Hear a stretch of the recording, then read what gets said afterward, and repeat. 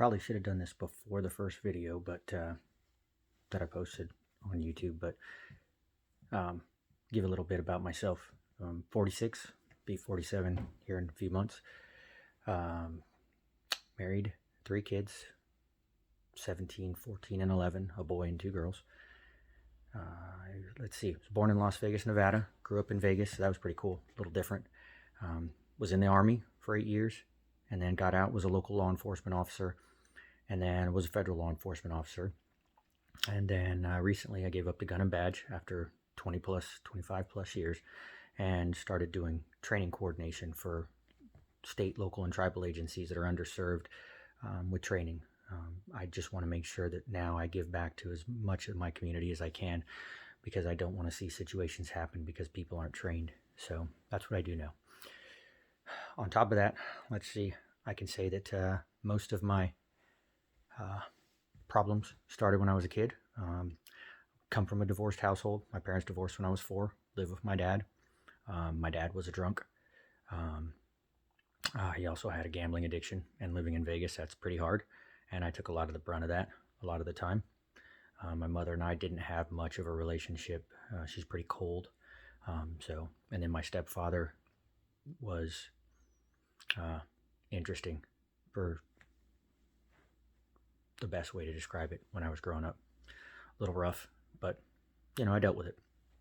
So I think a lot of what has happened to me comes back to a lot of what went on back then. I think a lot of my problems started when I was in the military. It started to bubble more to the surface. It's when I had my first huge panic attack in Korea.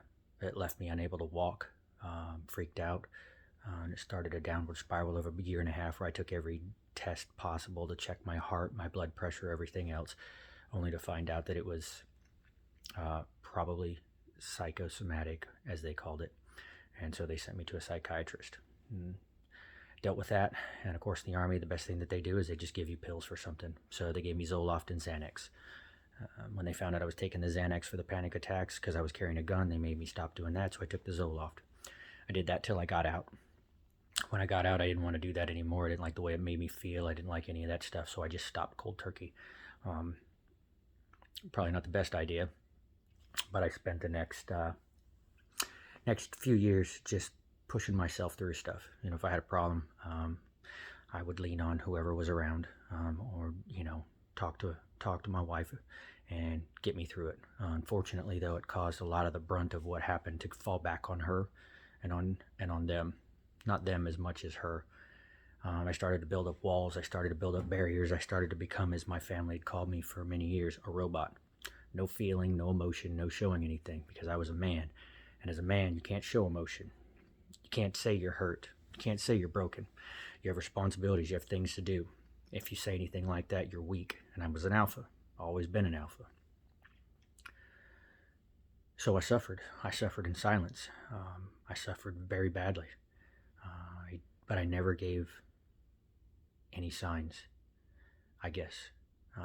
Outwardly, I tried to maintain a happy-go-lucky, jovial, social personality, and beneath it, it just hid a lot of pain and a lot of problems and a lot of issues. I struggled with that for a long time, and nobody saw it until I finally realized about almost 2 years ago what I'd been doing to my family, what I'd been doing to my wife, and how horrible I'd been, and how much I'd made her life hell. And she was actually nice enough to tell me, and how bad it had gotten. So I did get my therapy, and I still am. I'm still going through it, but I'm now not afraid to say that I was broken. I'm okay with that, because to me, I'm stronger now because I can admit to anybody else that I'm broken, and I've been fixed, and I'm getting fixed, and I'm getting better every day. And I think the main goal that I have is to break that stereotype that men cannot say anything like that. Men cannot admit those things. Men cannot bring that to light. They can't do it because there's so much machismo, or testosterone, or just male pride, whatever it is, that they can't admit it.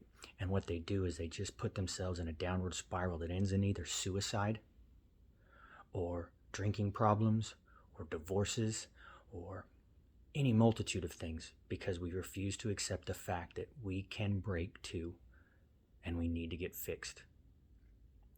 So, as I go on and I share my stories and I share my daily observations and I share my things that I go through each day, I hope anybody that sees this just finds that and maybe finds the courage or reaches out or has a friend or something that they can share it with so that they can maybe start doing what I did. Because if I help one person out of the pits of hell that I was in, then I've done exactly what I needed to do. Thanks. I love you guys. I love all of you.